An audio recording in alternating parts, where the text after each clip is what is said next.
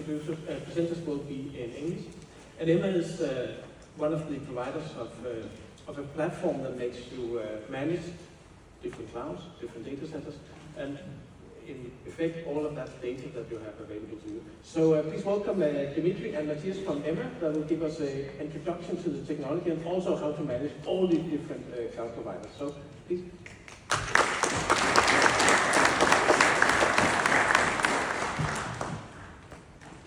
Yeah, hi. My name is Dmitry, this is Matthias, we are from Emma and this is our clicker. So, Emma. Emma stands for Enterprise Multi-Cloud Management Application. And as you all understand, we manage the different cloud environments and how people just streamline they interact with these environments. We started back in 2018 out of Luxembourg, and we today cover more than 187 regions across the globe. This is a combined capacity of the cloud service providers that Emma supports. We're backed by the trustworthy investors who previously backed companies like Datadog, Miro, Dale, EasyJet, the flying company. And we give, through our platform, to any of our customers the access to an impressive market, cloud market, which is as big as $1 trillion, will be as big as $1 trillion by the end of 2027. So, my name is Dmitry, I'm a founder of a company, 20 years of experience, started a few companies before, used to make a few interesting products and delivered a few keynote speeches at the different events. Together with me here we have Matthias, he's our product officer. Do you want to say something? Hello, yeah, I'm building software for quite a few years. Actually building them again, just had some fun with OpenAI the other day, so still software engineer at heart, but nowadays I'm taking care of product and trying to solve problems for folks like you, hopefully.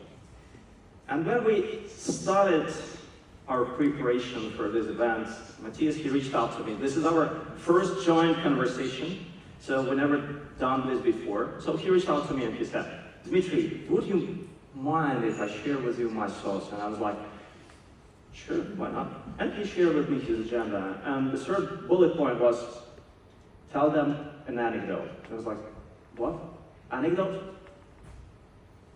I don't know anecdote, so I deleted it. 2 days after, I got back to this document and I saw, tell them anecdote. And I was like, okay.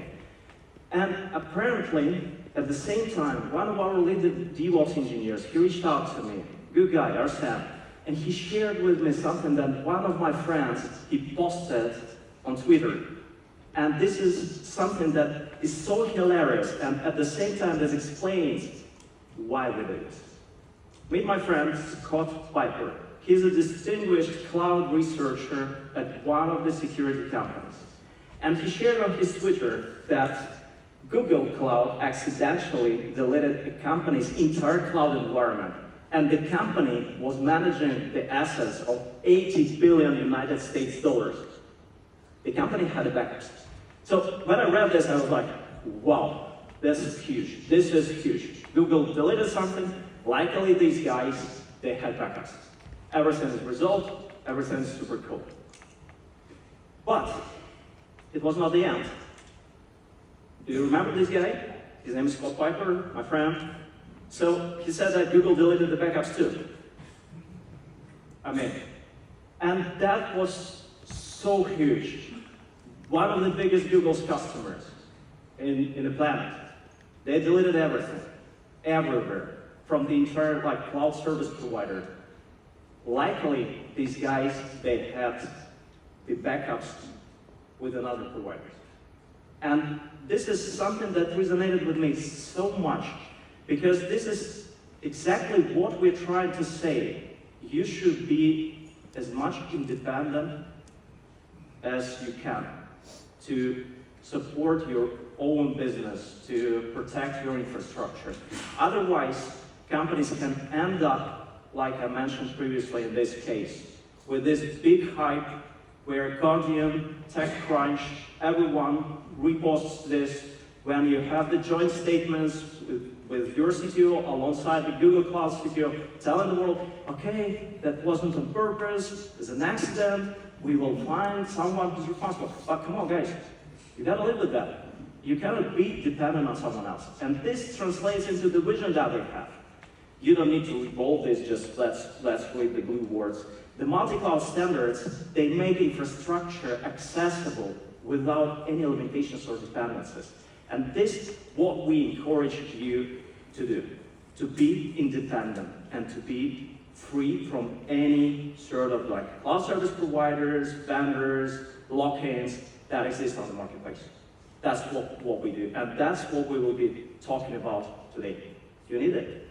Please. Sure.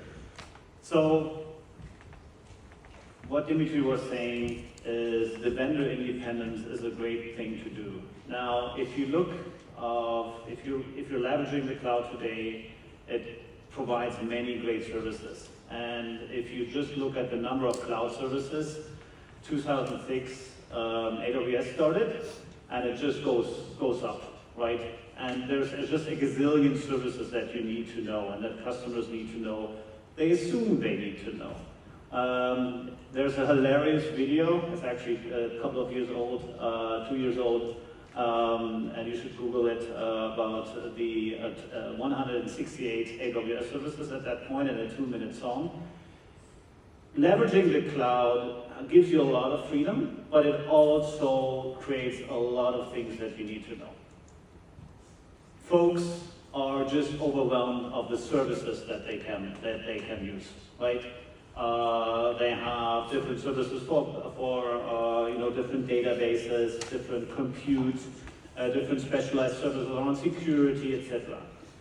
Now, we're not saying that you shouldn't use specialized services, but we also want to make you aware, this is not like, yes, one of these services might be helping you, but at the end, these cloud providers are not like, they have shareholder value, right? They're creating shareholder. This is not about for the greater good. They are trying to lever you in. They're trying to make you dependent on your clouds. And we've talked about this with clients in Copenhagen, actually, where they're saying, like, we're dependent, too much dependent on it. So what do? Right? How do you make how do you free yourself? Who has seen this logo before? All right. This is Kubernetes, one of the most prominent examples of a free cloud agnostic standard today. And it's actually built by an open governance organization called the CNCF. The CNCF, Cloud Native Compute Foundation, is part of the Linux Foundation, and you all know Linux. And what they basically do is that they establish vendor-neutral standards to get you free of the cloud. So Kubernetes is a cloud orchestrator for running container workloads, and what you basically are enabled is to run your containers on any type of cloud. If you're not dependent on a specific service, then you can move things around very freely and easily. So this is like the approach or the goal that we're trying to tell you. Like, if you are working on one cloud, try to see which standards, which technologies you can use, so you're backing up and you can free yourself. Their overall goal is to use cloud-agnostic, vendor-neutral standards to make cloud infrastructure universally accessible. There is no need in this world, if you are creating a new VM, creating a new application, that this is highly dependent on the cloud provider. You can make it so, but then you're getting dependent. Why don't you start using standards? Why don't you start acknowledge the standards to free yourself? And it happens to be, if we're talking to customers, it happens to be that, this varies, right, from conversation and technology, etc., but something between 30 and 80% of their workloads is actually independent of any cloud. You can run this thing on any cloud. It doesn't depend on a specific service. So you could move it around if you're using standards like these or other types of standards. So The way I would start for you to start thinking about this is, what can I use independent? What can I use independent of a specific cloud? And as a software engineer, yes, you need to think about the bigger picture, etc. But I always like doing one step at a time. So this is what I'm also proposing: is like start with the simple things. So we gotta move into the containers. You gotta move into the containers. You need to start with containers, right? Software containers is a very simple way to get started. You can also do VMs. You can also start with storage. You can also start with networking. But start simple. Start with something and make it abstract. Talk to your teams. Talk to engineering of saying like, how can you make this independent? And sitting in the sun in a container is always nice. If I don't understand a thing, what should I do? You should talk to experts, I guess. Okay. Maybe us.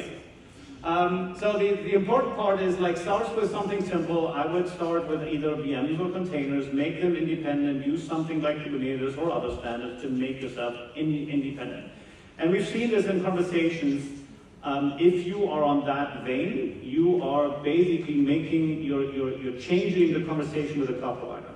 I'm not saying that you necessarily need to use all the cloud providers. What I'm saying is like make yourself independent as a starting point. The second big part is make sure things are connected. Not sure if you heard about it, but there's a new regulation by the EU Data Act, and they're basically saying cloud providers should enable that folks are moving from one cloud provider to the other. Now, the caveat with that is that it's a one-time move, so it's not, you cannot really connect all the clouds at the same time, and this is about the egress costs and other things. But what I'm encouraging you is, if you are able to, if you're freed yourself from a specific cloud provider, if you're running your containers, your VMs in a cloud agnostic fashion, make sure they're connected. Make sure that you have the network span up and that you're not charged by specific egress costs. Now, 20-second product pitch. This is what we do with Emma, right? We provide a platform that does exactly that. We're talking to other customers, clients, and industries. Other folks are building their internal platform engineering teams to do something similar. We think many of these things can be done in one simple platform. So this is what we do. Yeah, as Dmitry was saying, like, we're happy to show you a demo afterwards and walk you a little bit through this. But you can do this on your own, right? You can set up platform engineering teams, create these cloud agnostic standards, and connect them. Cloud agnostic standards and connect them. These are the two things that I'd like, please take with you. At these points that Matthias has highlighted, like standards, connection, they're great. I mean, we had a lot of conversations with the different customers all over the globe. Here in Europe, there in the States, somewhere in Asia Pacific region. It's easy to say, like, build your own network. But when it comes to real thing, like when you're starting to build a network, it comes to the direct connects, it comes to the data centers, to the partners, to the equipment that you need to deploy, manage, somehow make it connected, cross-connected. Different cloud providers, they have different standards. Some of these providers, they allow you to transfer the encrypted traffic, the others they don't. And you need to figure the things out, how the things like really work. And that is why there is a huge market of these like networking companies. I mean, not like networking companies like Juniper, Cisco, or other vendors like Huawei, but also the networking, like cloud networking companies like Aviatrix, Kira, they do this. But then, when you leverage these platforms, you'll find yourself one day in a situation where, okay, we have a perfect networking solution, and then we have Kubernetes, and we need somehow to make this like Kubernetes work on top of this networking backbone, and this networking backbone somehow should support all our efforts in terms of like deployment, management, migration, and on top of that, we need the management tools and automation tools. And you end up with like 10, 15, and sometimes 60 different tools that you use. And 60 is not just a number. We had a conversation with one of our customers. That's how we're moving to the customer storage part. These guys, they have 30 engineers, 30, and they use, these engineers, they use 61 tools on top, right, to manage their different environments. 61. So that's a lot. They have cost management tool, they have automation tool, networking tool, they have container registry, they have Vault to keep their secrets, etc., etc., etc. That's a lot. And imagine the struggle they have. Different contracts, different vendors, different zones of responsibility. Everything is like shared, super shared. Nobody knows what exactly is going on, and they need to deal with that.